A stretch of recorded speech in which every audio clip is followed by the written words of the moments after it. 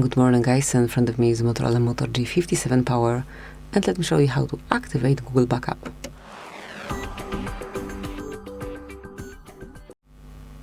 So at first open the settings, then find and select Backup, Backup or Copy Data, and now mark Backup Data.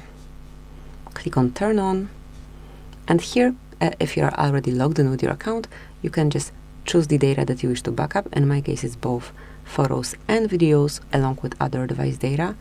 Obviously if you are not logged in with your account yet, you will have to log in, so you will have to provide your email address or phone number, whichever is connected with your account, along with the password. And then the same panel will appear. Just mark confirm, and that's it. That would be all.